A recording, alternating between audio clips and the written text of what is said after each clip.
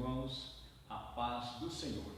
Damos graças a Deus por mais uma vez estarmos aqui na casa do Senhor, na manhã deste domingo, no qual estaremos iniciando mais um trimestre, terceiro trimestre do ano de 2020, e a primeira lição traz por título Prosperando em meio às crises. Texto áureo diz assim: E apareceu-lhe o anjo do Senhor e disse: Não desças ao Egito, habita na terra que eu te disser.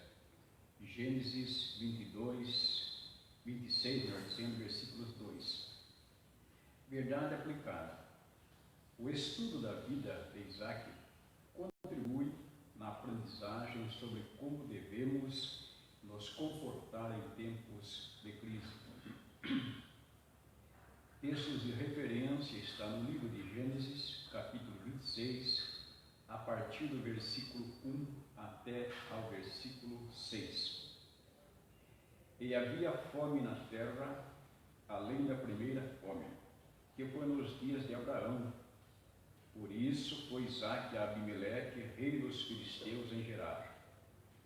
E apareceu-lhe o anjo, e apareceu-lhe o Senhor e disse: Não desças ao Egito, habita na terra que eu te disser. Peregrina nesta terra, e serei contigo, e te abençoarei, porque a ti e a tua semente darei todas estas terras, e confirmarei o juramento que tenho jurado a Abraão teu pai.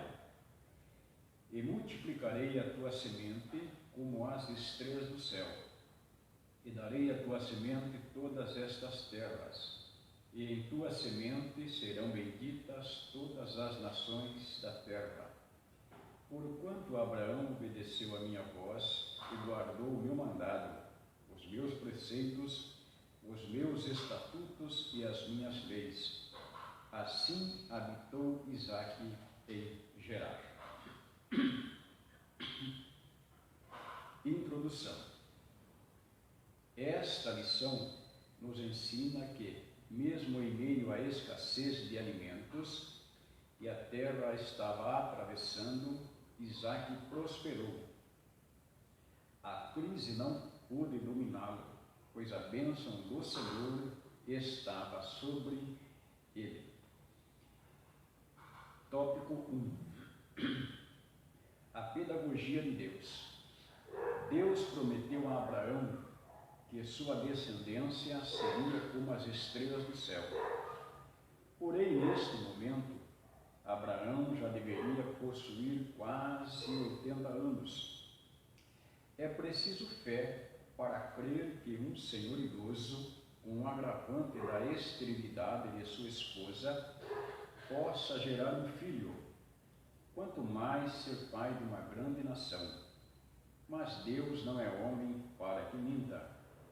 Então, como resposta divina, Abraão, 100 anos, e Sara, 90 anos, foram pais de um menino, por nome Isaque, que lhe trouxe grande alegria. Tópico 1.1. Deus sempre proverá recursos. O Senhor ordena a Abraão que vá até a terra de Moriá e lhe ofereça em sacrifício o seu único filho Isaque. Então, Abraão não mede esforços para obedecer à voz de Deus. Sua submissão a Deus fez com que ele levantasse bem cedo, aprontasse o seu jumento, tomasse consigo 2 de seus moços e seu amado filho Isaque, apanhasse a lenha para o holocausto e seguisse para o local orientado por Deus, cumprindo sistematicamente as ordens do Senhor.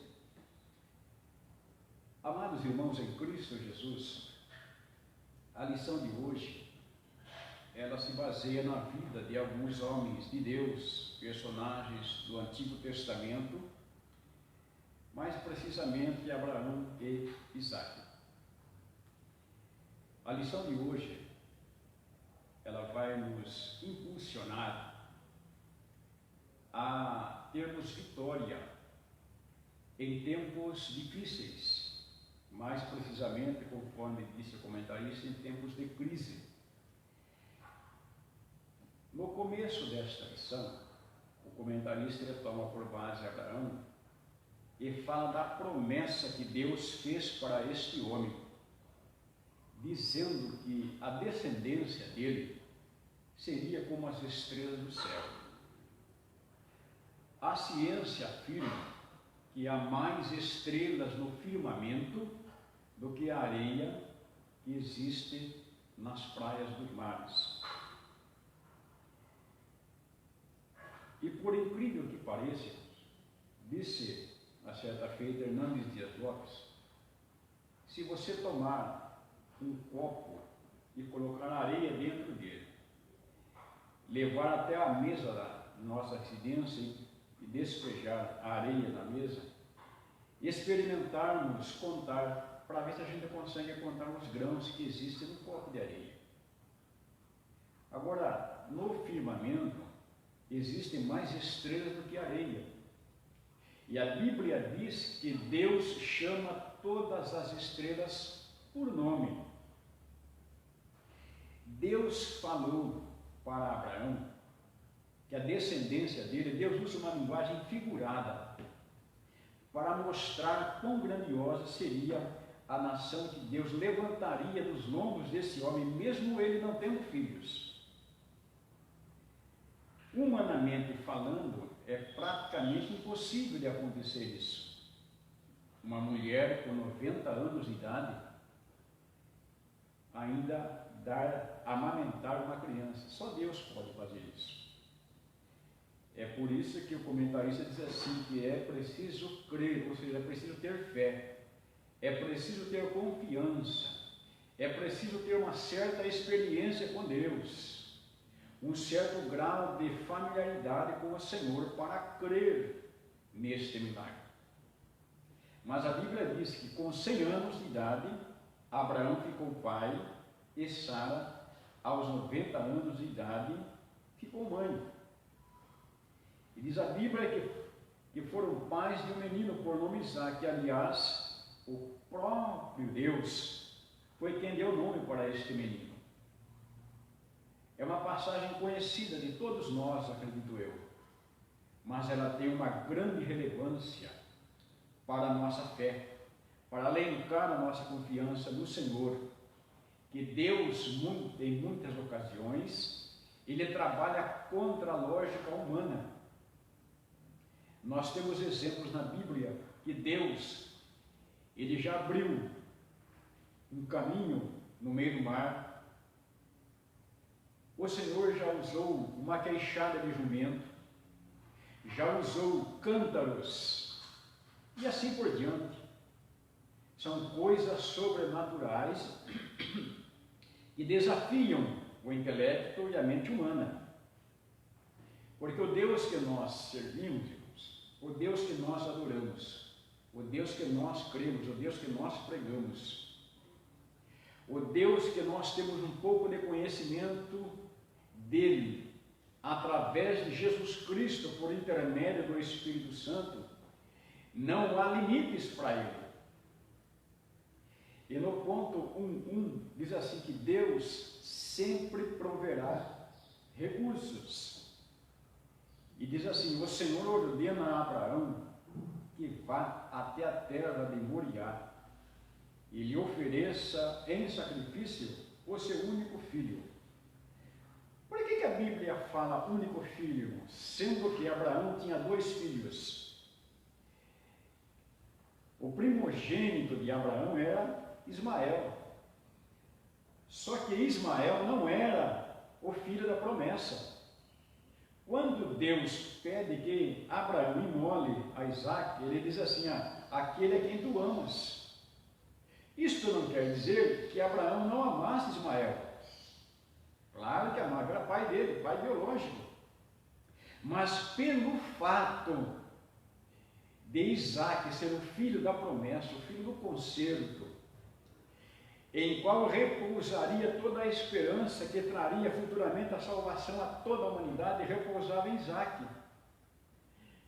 Abraão tinha um carinho especial com esse menino, e a Sara também. A Bíblia não diz, mas este rapaz, Isaac, ele tinha aproximadamente entre 17 a 25 anos de idade, não era uma criancinha mais. O tempo já tinha se passado. Observem que Abraão foi chamado lá de Ur dos Caldeus com 75 anos de idade. Ou seja, podemos dizer assim, foi o dia, ou o momento, ou a data da sua conversão. Até porque onde ele residia, ele era fabricante de deuses, os deuses dos cananeus, os deuses do paganismo. E segundo a gente exaure do texto, o seu pai tinha uma fábrica que fabricava esses ídolos. Mas no momento que Deus chama-o, ele se converte instantaneamente, deixa tudo. Pois bem, quando ele se torna pai, aos 100 anos de idade, já tinha se passado 25 anos de idade. Quando Deus ordena que Abraão ofereça Isaac em sacrifício, já tinha se passado cerca de 40 a 50 anos. Era um homem que já tinha uma experiência profunda com o Senhor. É um homem que já tinha andado por várias décadas ao lado de Deus Todo-Poderoso. Mas agora chega a hora da prova. Chega a hora dele pôr a sua fé em ação. E a Bíblia diz que durante esse interim, é possível que Abraão nem tivesse comentado com Sara. E saíram obedecendo a voz do Senhor. E foi uma caminhada de 3 dias. Caminhar durante 3 dias até chegar no momento, no lugar, melhor dizendo, onde Deus tinha ordenado que se fizesse o sacrifício. Nesses 3 dias de viagem, quantas perguntas, quantas indagações Abraão fez de forma silenciosa. Porventura, durante o nosso trajeto, nos caminhos do Senhor, quando a tribulação vem, quando as tempestades batem com grande ímpeto na nossa casa espiritual, porventura nós não fazemos também muitos questionamentos, muitas perguntas, e por incrível que pareça, tem perguntas e indagações que nós fazemos ao Senhor, que Ele não responderá nesta vida, talvez na eternidade. Mas independentemente disto, o Senhor continua conosco. O patriarca Jó, ele fez muitas perguntas para o Senhor, e Deus não respondeu nenhuma, porque Ele é Deus. Todavia, Ele continua cuidando de nós. Vamos adiante. Ponto ou tópico 1.2. Fé em meio à dor.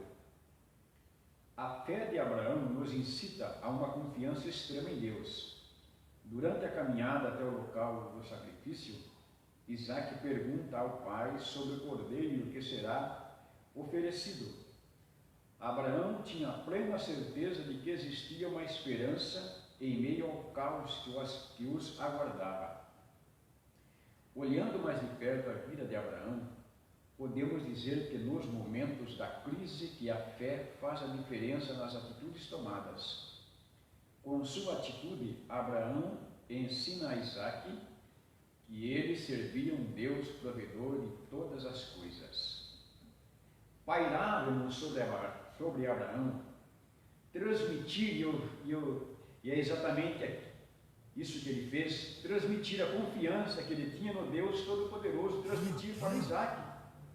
Aliás, Deus, antes de destruir Sodoma e Gomorra, ele disse assim: ocultarei porventura a Abraão aquilo que eu faço, sendo que ele instruirá os seus filhos e os filhos dos seus filhos a respeito da minha pessoa.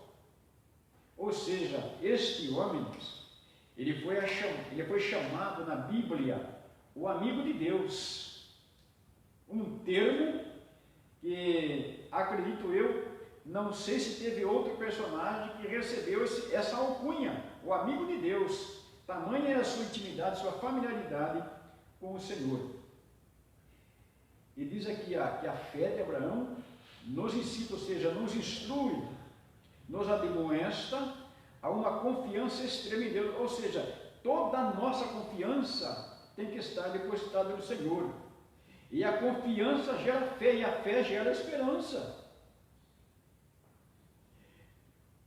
Há um provérbio popular que diz assim, que a esperança é a última que morre. Mas no linguajar cristão, esse provérbio não faz sentido, porque a esperança do crente ela não morre. Porque a maior esperança do crente é ser arrebatado e morar no céu. Paulo diz assim, aguardando a bem-aventurada esperança e o aparecimento de Jesus Cristo em glória no dia do grande Deus. A esperança do crente não morre. Durante a caminhada até o local do sacrifício, Isaac pergunta ao pai sobre o cordeiro. Abraão tinha plena certeza que existia uma esperança. O patriarca Jóias, chegou um momento na vida dele, depois de perder absolutamente tudo, perdeu tudo aquilo que ele possuía. Ele deitou rico e acordou pobre, deitou são e acordou doente, de uma enfermidade praticamente incurável. A Bíblia diz que, com permissão de Deus, Satanás lançou uma chaga mais maligna, desde a planta dos pés até o alto da cabeça. Perdeu 10 filhos no momento.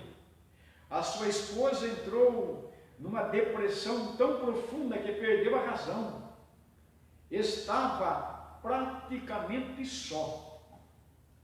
Os amigos de Jó vieram de longe para consolá-lo e ficaram vários dias em silêncio, simplesmente assentados ao seu lado, porque não sabiam o que falar para aquele homem.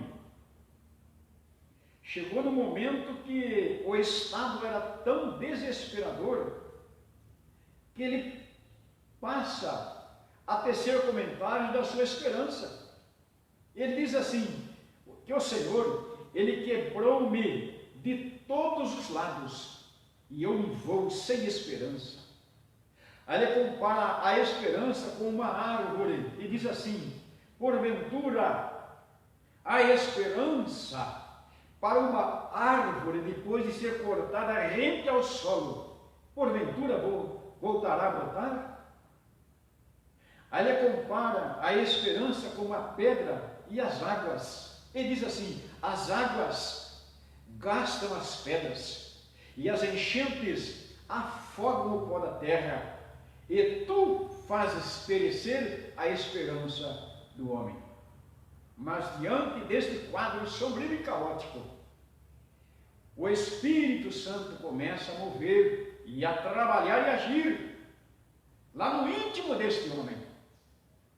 E ele se levanta e diz assim, eu sei que o meu Redentor vive, e que por fim se levantará sobre a terra, e ainda depois de consumir a minha carne, eu o verei. Está falando que ele tinha a esperança de um dia, ainda que fosse morto, ressuscitaria e viria o seu Redentor, porque o Redentor dele estava vivo.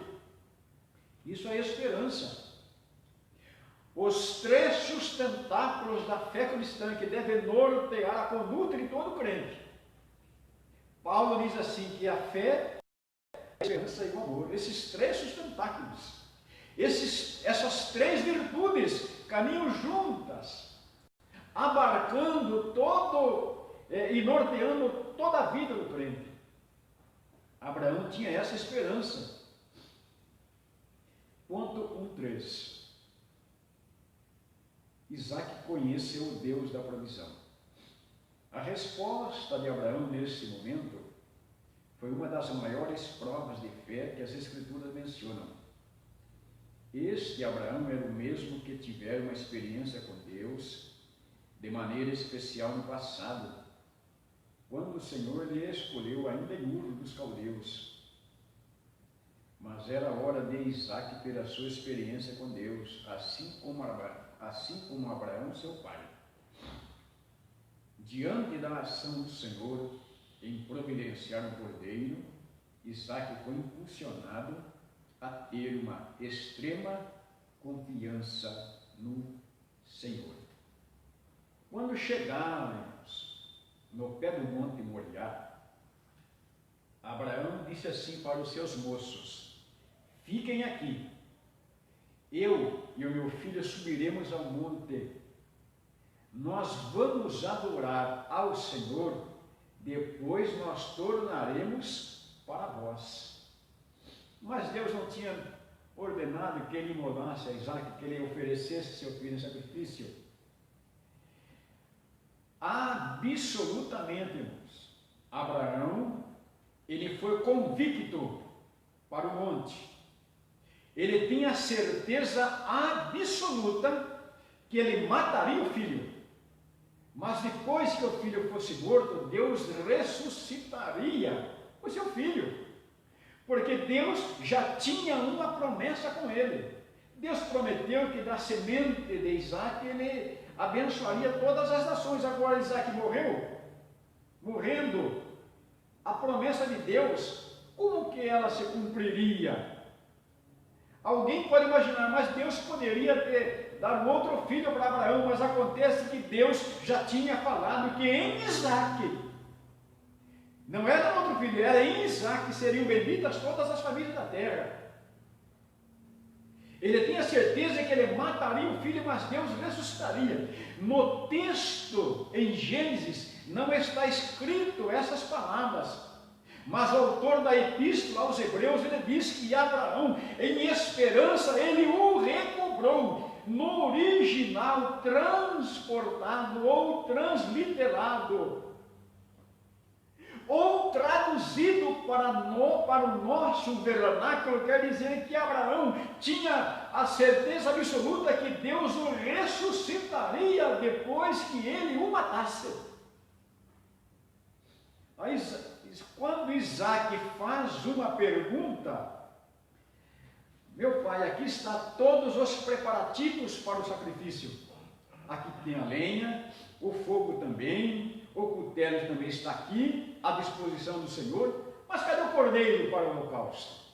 E Abraão respondeu: Deus proverá um cordeiro para o holocausto. Quando chegaram no monte, diz a Bíblia que Isaque foi amarrado junto com o feixe de lenha.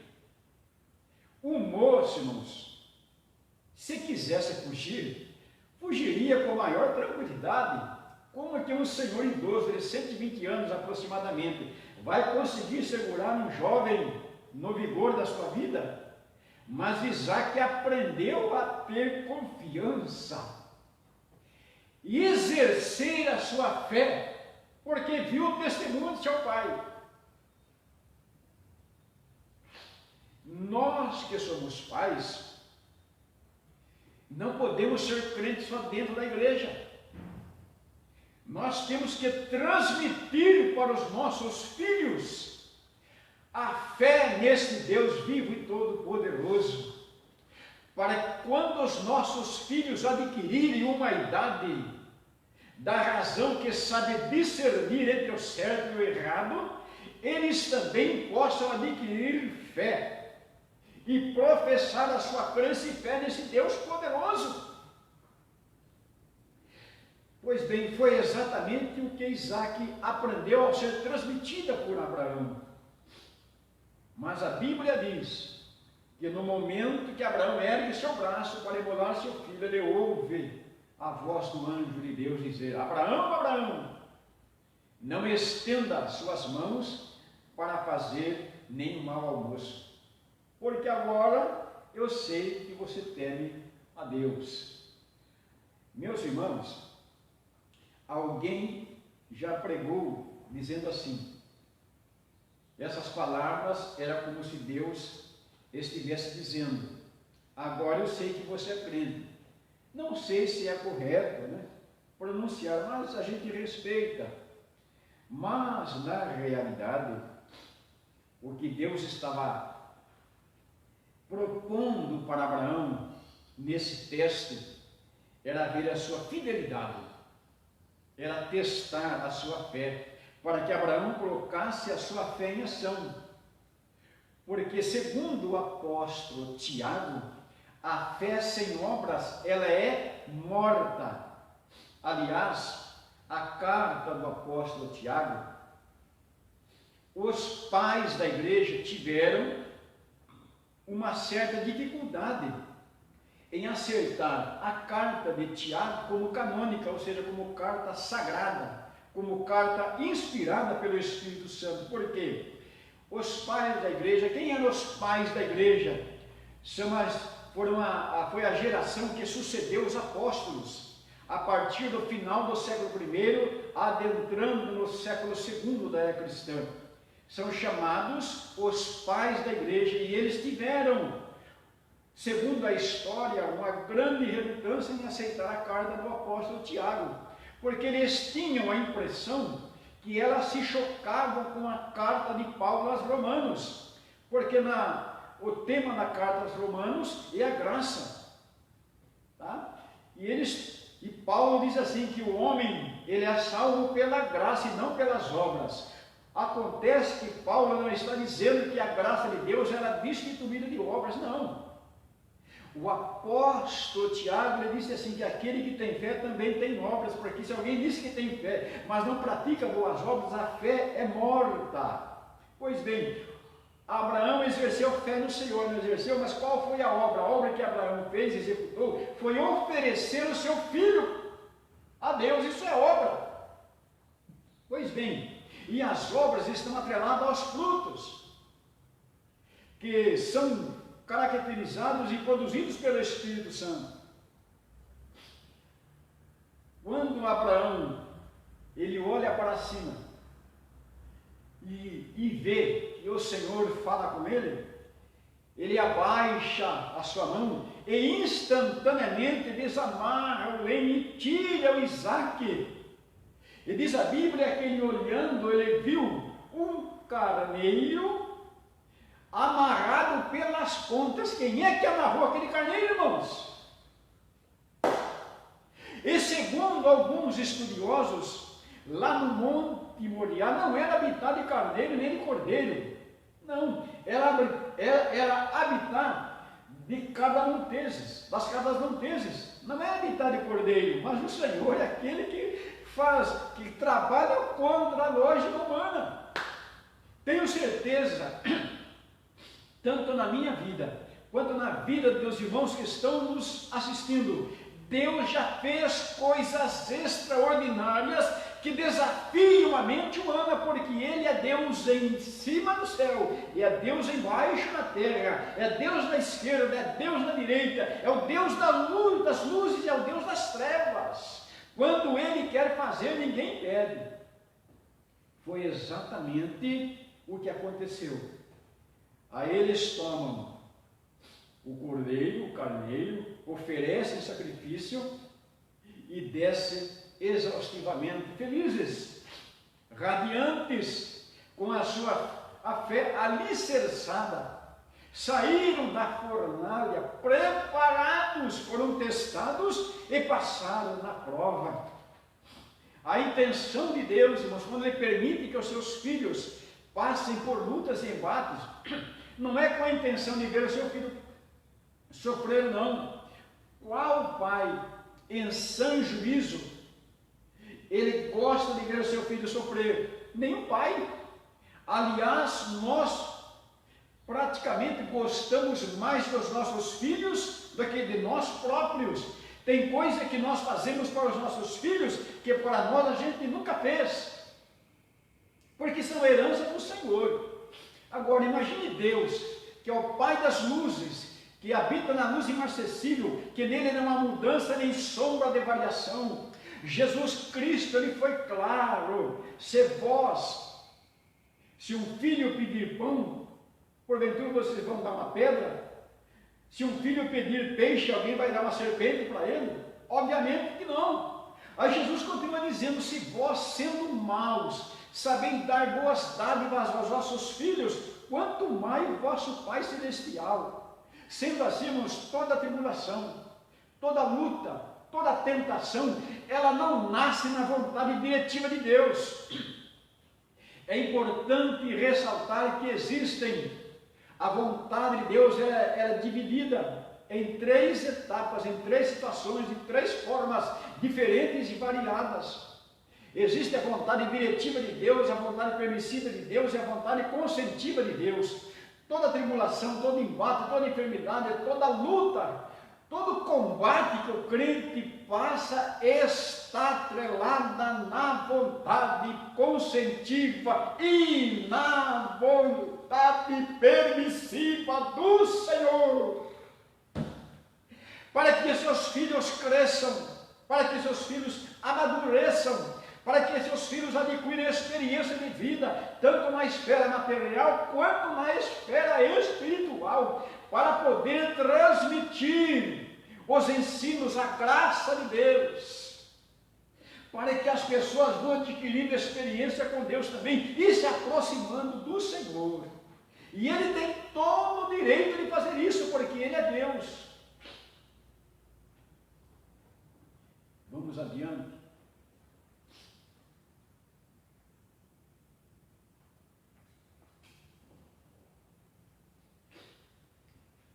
Tópico 2.2. 2.1, melhor dizendo. Deus te faz prosperar em meio às crises. Cedo ou tarde, todos nós passaremos por momentos de abundância e também por algum tipo de crise relacionada à escassez. Notemos que na vida de Isaac há momentos de fartura e de escassez. Vivendo um momento de fome, o Senhor fala a Isaac para não partir para o Egito, mas para ficar em Gerar, pois aquela terra seria dele. A promessa era que mesmo em meio à crise, ele seria próspero como Abraão, seu pai. Podemos dizer que a bênção que estava sobre Abraão agora estaria sobre o seu filho. Sob esta ótica, Isaac mesmo, diante da fome, iria prosperar muitíssimo. Meus amados irmãos, chegará um tempo na nossa vida, mais cedo ou mais tarde, nós enfrentaremos crise. Teremos na nossa vida aqui na terra momentos de fartura, momentos de prosperidade espiritual. Conquistaremos algumas coisas no reino dos homens também. Todavia chegará tempo que nós enfrentaremos crises. Passaremos por situações que nós não gostaríamos de passar. Isaac estava em Beerseba, tranquilo, tinha prosperado, tinha ficado rico, porque Deus o abençoara. Mas quando a fome veio, praticamente ele perdeu muita coisa. Ele intentou ir para o Egito, mas Deus ordenou que não fosse, que ele ficasse em Gerar. A cidade de Gerar, na verdade, ficava numa região que hoje é uma cidade, uma região conhecida como Del Abre Urureira. Fica a 15 quilômetros da cidade de Gaza, tá? Lá na Palestina. No hebraico significa região ou lugar de pernoite. Nesta região ocorreu a sede do primeiro reino filisteu, muito antigo. Foi para lá que Isaac foi. E estando em Gerar, a Bíblia diz que Deus cuidou de Isaac lá também, porque ele obedeceu a voz de Deus. Olha que contraste, irmãos. Deus permitiu que Abraão descesse para o Egito quando a fome chegou na terra. Ele foi para o Egito. Até tinha um hino muito antigo que eu me lembrei agora, que nós cantávamos assim: Abraão desce para o Egito, armou sua tenda, ali foi morar.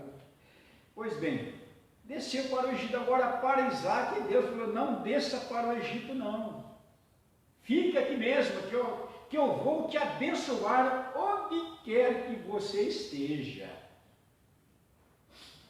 Meus irmãos, quando eu estava meditando nessa lição, ainda ontem, e mais na sexta-feira, veio na minha mente uma palavra exortativa para falar para alguns crentes e para alguns obreiros que vivem mudando de igreja em igreja.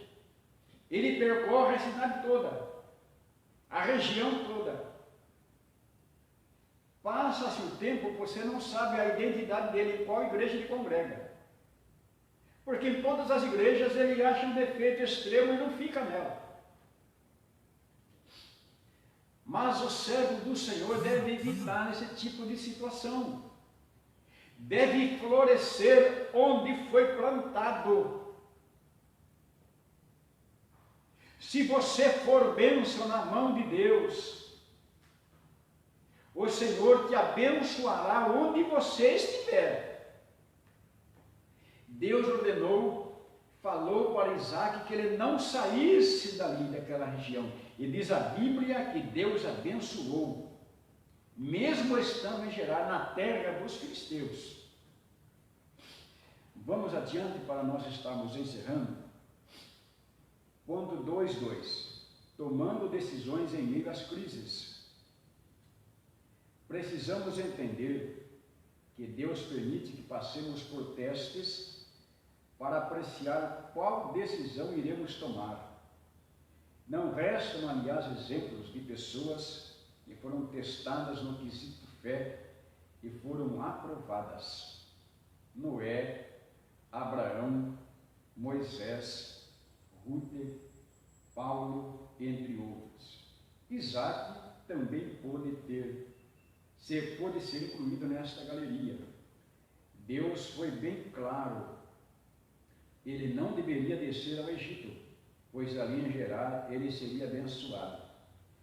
Com sua escolha em obedecer e permanecer em Gerar, Isaac nos faz ver que além de conhecermos a vontade de Deus, é preciso decidir obedecer ou não. O comentarista, mas ele está coberto de razão quando ele cita esses personagens da Bíblia, começando por Noé. Todos nós conhecemos a história deste homem. Em meio a uma geração corrompida, ele achou graça diante de Deus e obedeceu à voz do Senhor. É um dos fenômenos mais extraordinários que aconteceu na história.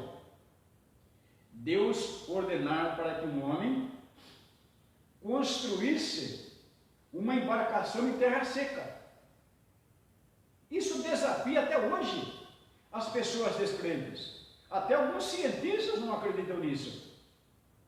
E segundo a Bíblia, este homem trabalhou, ele e os seus filhos, num período de 100 a 120 anos para construir a arca. E depois de construída, Deus ordenou que ele entrasse dentro. E passou ainda 7 anos, até que Deus fechou a porta da arca do lado de fora, e choveu torrencialmente durante 40 dias e 40 noites. Choveu tanto do firmamento como as fontes do abismo, as comportas se romperam, e houve uma espécie de maremoto. Tudo que havia espírito de vida pereceu, que estava fora da arca. A Bíblia não entra em pormenores, mas com certeza esse homem foi desafiado. Foi taxado de tanto tantos adjetivos negativos por causa de construir uma embarcação e falar que Deus enviaria um dilúvio sobre a terra. Mas a Bíblia diz, no Novo Testamento, que este homem, ele foi eleito pregoeiro da justiça, que é a segunda fé. E o que dizia de Moisés? Este homem, ele veio à existência no tempo exato que Deus tinha predito para cumprir aquilo que ele tinha dito para Abraão. Depois de passar 40 anos no palácio, ficou mais 40 anos no deserto, e mais 40 anos à frente dos filhos de Israel. E no Egito, na primeira vez que Deus ordena que ele vá falar com o faraó, ao lado de Arão, Moisés tinha a convicção e a esperança que ao falar com o faraó, o rei já ordenaria que os filhos de Israel saíssem do Egito. E estando falando, ele estende a sua vara e transforma-se em serpente. Aí os magos do Egito, os feiticeiros, também fazem coisa parecida. Mas a Bíblia diz que a serpente de Moisés engoliu a serpente dos magos egípcios e tornou-se novamente em cajado na sua mão. Mas, para sua surpresa, o rei endureceu ainda mais o coração e passou a perseguir e a judiar ainda mais dos filhos de Israel.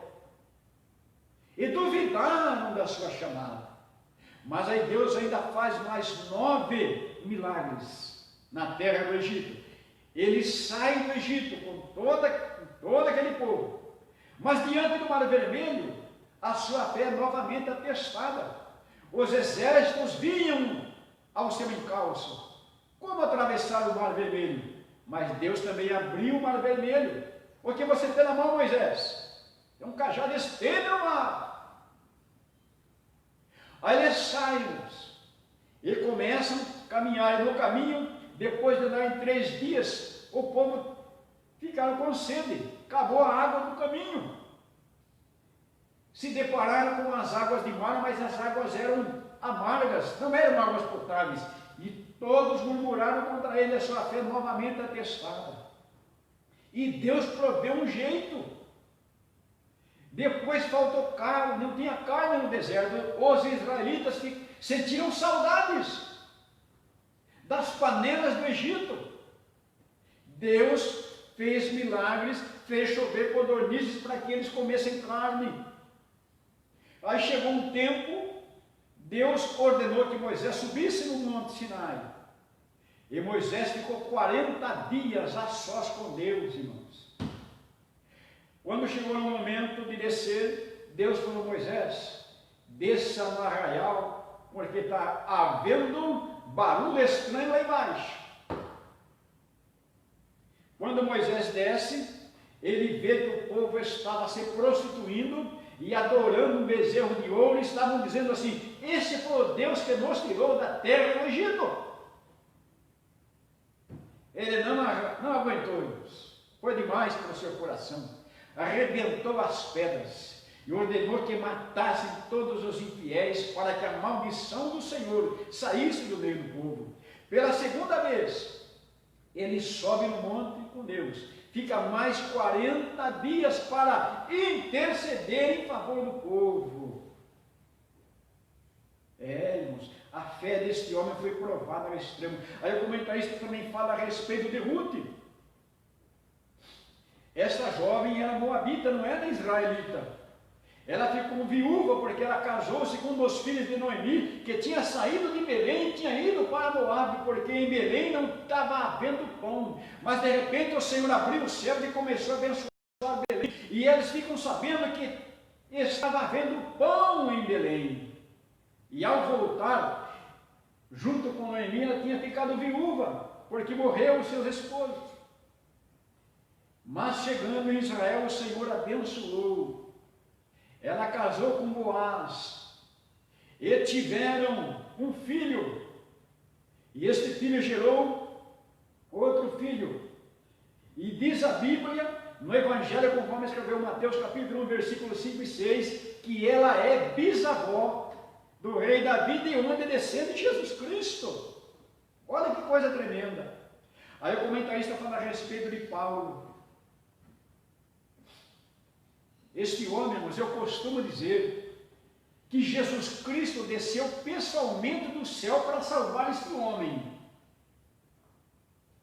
Não vejo uma conversão tão tremenda como foi a do apóstolo Paulo.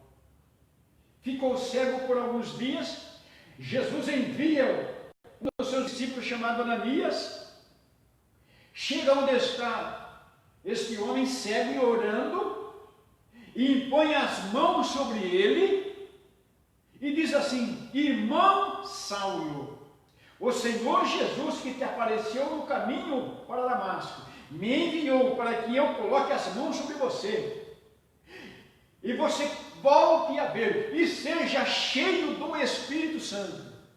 E segundo a Bíblia, no dia seguinte, Paulo começou a pregar o Evangelho na sinagoga em Damasco, falando que Jesus era o Cristo. Mas em Damasco, os judeus, quando ouviram falar que Paulo estava pregando a respeito de Jesus, queriam matá-lo. Começa a perseguição, começa o teste. Aí ele sai e vai para Jerusalém, encontra com Barnabé, mas a igreja mãe em Jerusalém não acreditava na sua conversão, porque ele tinha perseguido e assolado a igreja de Deus. Aí Barnabé ajuda o apóstolo Paulo, apresenta ele para a igreja, fica 15 dias conversando com Pedro, que era uma das colunas da igreja. Depois ele volta novamente para o deserto e fica muito tempo aonde passa a receber as revelações do Senhor. Chega em Jerusalém, também é perseguido, os judeus queriam matá-lo. Sai de Jerusalém, vai para Antioquia, é perseguido em Antioquia. Sai de Antioquia, vai para Filipos, era perseguido em Filipos. Dando testemunho do seu apostolado, ele diz assim: ó, a partir de agora ninguém me inquiete, porque eu trago no meu corpo as marcas do Senhor Jesus Cristo. Aí ele faz uma comparação com os demais apóstolos e passa a descrever que ele tinha sofrido mais do que os apóstolos, do que todos eles, por causa do nome de Cristo.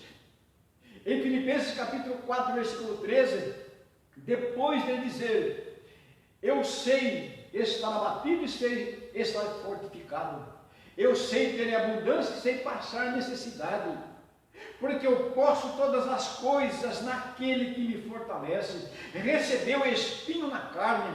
Ele disse assim, ó: por causa da excelência das revelações, foi-me dado um espírito na carne, um espinho na carne, a saber, um espírito de Satanás, para me esbofetear, para que eu não me ensoberbecesse, por causa da excelência das revelações, pelo qual orei durante 3 vezes ao Senhor, para que Ele tirasse o espinho da minha carne. Mas o Senhor disse: não, eu não tiro esse espinho, mas a minha graça te basta.